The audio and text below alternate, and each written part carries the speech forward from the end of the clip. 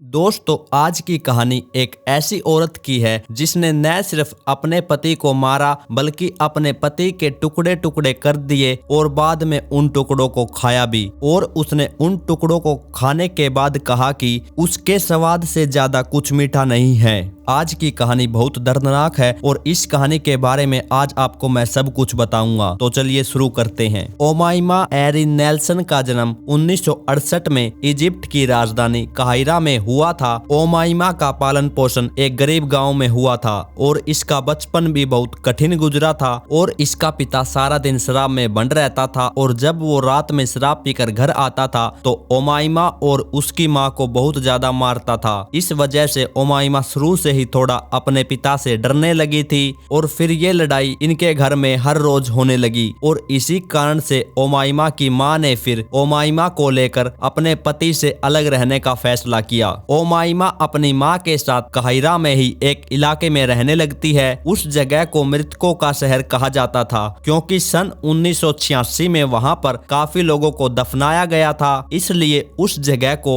मृतकों का शहर कहा जाता था। जब ओमाइमा 18 साल की हुई तो ओमाइमा एक अमेरिकी व्यक्ति से मिली। फिर ओमाइमा की मुलाकात उस व्यक्ति से हर रोज होने लगी। फिर धीरे धीरे ये दोनों नजदीक आने लगे और पता ही नहीं चला कब इन दोनों में प्यार हो गया। फिर एक दिन ओमाइमा ने ये बात अपनी माँ को बताई कि मैं ऐसे ऐसे एक व्यक्ति से प्यार करती हूँ। फिर ओमाइमा की माँ को भी कोई ऐतराज नहीं था। फिर ओमाइमा की माँ ने ओमाइमा को सुझाव दिया कि वह उस व्यक्ति से शादी कर ले। ओमाइमा की माँ ने ओमाइमा को कहा कि तुम्हारे पास गरीबी से बाहर निकलने का अच्छा मौका है और तुम उस व्यक्ति के साथ अमेरिका चली जाओ। ओमाइमा अपनी माँ की बात से सहमत हो गई और फिर ओमाइमा उस व्यक्ति के साथ अमेरिका आ जाती है। अमेरिका आते ही ये दोनों शादी कर लेते हैं, लेकिन इनकी शादी लंबे समय तक नहीं चल पाई और फिर ओमाइमा उस व्यक्ति से अलग हो गई। अब ओमाइमा अलग तो हो गई थी पर अब उसे अपना घर चलाने के लिए काम धंधे की जरूरत थी। फिर ओमाइमा ने एक नौकरानी के रूप में काम करना शुरू किया। ओमाइमा ज्यादा पढ़ी लिखी तो थी नहीं, इसलिए उसे इंग्लिश बोलनी भी नहीं आती थी, इसलिए इसे कोई अच्छी जॉब भी नहीं मिल पाई और मजबूरी में इसे नौकरानी का काम करना पड़ा। लेकिन इस काम से ओमाइमा पूरी तरह से खुश नहीं थी और इसे पैसों की भी कमी महसूस हो रही थी। ओमाइमा एक सुंदर लड़की थी और इसी सुंदरता के कारण ओमाइमा को एक मॉडल के रूप में कई काम मिले। फिर मॉडलिंग करते करते इसने वो नौकरानी का काम छोड़ दिया और इस मॉडलिंग के दौरान ओमाइमा की मुलाकात काफी लोगों से हुई और इन्हीं में से ही कुछ लोगों के साथ ओमाइमा के रिश्ते बने और ओमाइमा ने उन लोगों का फायदा उठाया और उनके अंतरंग संबंधों के दौरान ओमाइमा ने उनके पैसे चुराए और पैसे चुराने के बाद ओमाइमा वहां से भाग गई। उनमें से एक ने तो ओमाइमा को जान से मारने की भी धमकी दी थी। ओमाइमा इतनी ज्यादा चोरी करने लगी थी कि इसने इसे अपने जीवन का ही तरीका बना लिया और ये नए नए लोगों से मिलने लगी और उनके साथ दूसरे शहरों में जाकर अपने डकैती के काम को अंजाम देती थी। बाद में ओमाइमा ऑरेंज काउंटी कैलिफोर्निया चली गई और अक्टूबर 1991 में जब ओमाइमा 23 साल की हुई तो तब इसकी मुलाकात एक बार में विलियम नेल्सन नाम के एक व्यक्ति से हुई। विलियम की उम्र उस वक्त 56 साल की थी और वो एक पायलट थे। मुलाकात के कुछ दिनों के बाद ही दोनों ने शादी कर ली। विलियम ने कुछ समय पहले ही अपनी पहली पत्नी को तलाक दिया था, लेकिन तलाक को अभी तक अंतिम रूप नहीं दिया गया था, जिसका मतलब था कि विलियम और ओमाइमा कानूनी रूप से पति पत्नी नहीं थे। लेकिन ओमाइमा को इस बात की कोई जानकारी नहीं थी। लेकिन एक दिन अचानक से विलियम गायब हो जाता है और उसके दोस्तों ने उससे संपर्क करने की कोशिश की, लेकिन कोई फायदा नहीं हुआ। फिर पुलिस ऑफिसर को ओमाइमा के एक दोस्त जोश नाम के एक व्यक्ति का फोन आता है। जोश पहले भी कुछ समय के लिए ओमाइमा का बॉयफ्रेंड रह चुका था और इनका रिश्ता लगभग 10 महीने तक चला था। जोश ने पुलिस को बताया कि ओमाइमा खून से लथपथ थी और दरवाजा खोलते ही ओमाइमा ने कहा कि मैंने विलियम पर हमला कर दिया है और मैंने उसे गुस्से में आकर टुकड़ों में भी काट दिया है और मैंने अब उसके टुकड़ों को ठिकाने लगाना है। मुझे आपकी मदद की जरूरत है। ओमाइमा ने ने जोश को अपने आप को सही बताते हुए कहा कि विलियम ने उसे बांधकर उसके शरीर के अंगों को काट दिया था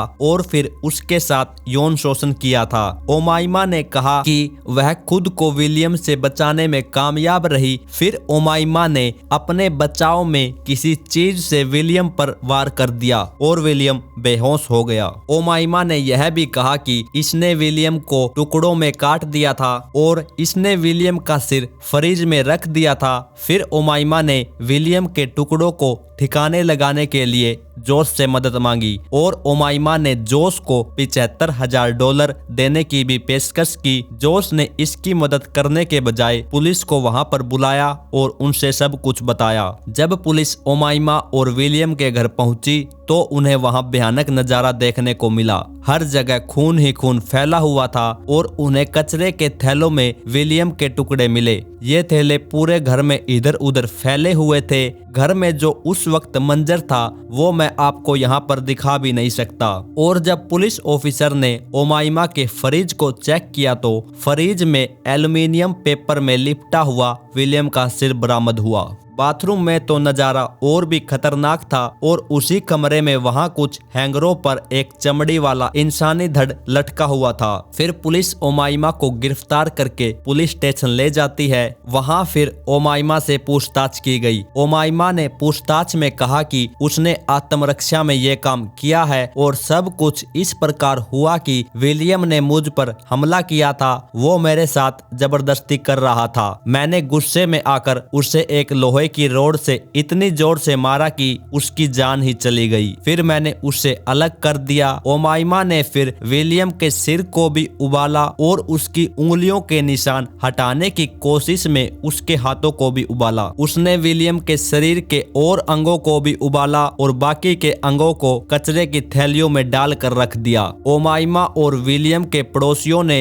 पुलिस को बताया कि उन्होंने विलियम के घर पर श्रेडर मशीन को पूरे हफ्ते लगातार चलते हुए सुना था। पुलिस ऑफिसर ने फिर विलियम के जितने भी टुकड़े बचे हुए थे उनको पहले अपने कब्जे में लिया। और आपको जानकर हैरानी होगी दोस्तों कि पुलिस द्वारा पाए गए शरीर के अंगों में 4 किलो अंग अभी भी गायब थे। वे 4 किलो अंग पुलिस को कभी मिले ही नहीं। ओमाइमा ने बाद में कहा कि उसने विलियम की पसलियों को पकाया और फिर उसने उसे खाया। उसने कहा कि उसके स्वाद से ज्यादा मीठा कुछ नहीं था और बाद में वह अपने पति के बचे हुए मांस से पीछे हट गई और उसने उसे खाने का मन बदल दिया। लेकिन विलियम के शरीर के अंग जो कभी नहीं मिले थे यह संकेत देते हैं कि ओमाइमा ने उन्हें खाया होगा और बाकी को फेंक दिया होगा। फिर 1 दिसंबर 1992 को ओमाइमा का कोर्ट में ट्रायल शुरू हुआ। जोश जो था वो एक महत्वपूर्ण गवाह था। जोश ने बताया कि ओमाइमा ने अपना जुर्म कबूल कर लिया था और उससे विलियम के शरीर के टुकड़ों को ठिकाने लगाने के लिए मदद मांगी थी।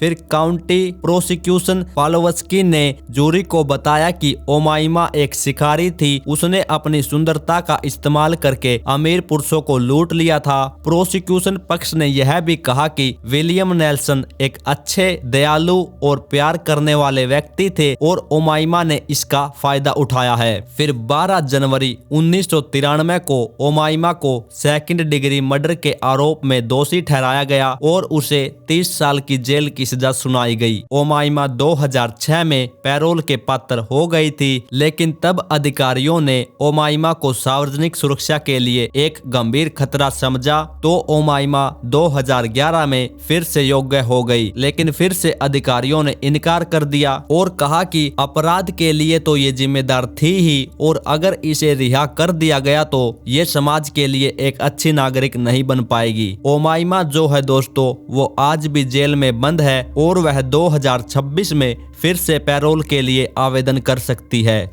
ये थी आज की कहानी जिसने अपने ही पति को मारा और फिर उसके टुकड़े टुकड़े कर दिए और उनके टुकड़ों को खाया भी। क्या ओमाइमा को कम सजा मिली थी या उसे और भी ज्यादा सजा मिलनी चाहिए थी? आपकी क्या राय है दोस्तों? इसके बारे में आप मुझे कमेंट करके बता सकते हैं। और अगर आपको ऐसी कहानियां सुनना पसंद है तो आप इस चैनल को लाइक और सब्सक्राइब जरूर कर लीजिए और उस बेल आइकन को भी दबा दीजिए। मैं ऐसे ही इंटरेस्टिंग कहानियां इस चैनल पर लेकर आता रहता हूं और जल्द ही मिलेंगे एक और नई स्टोरी के साथ।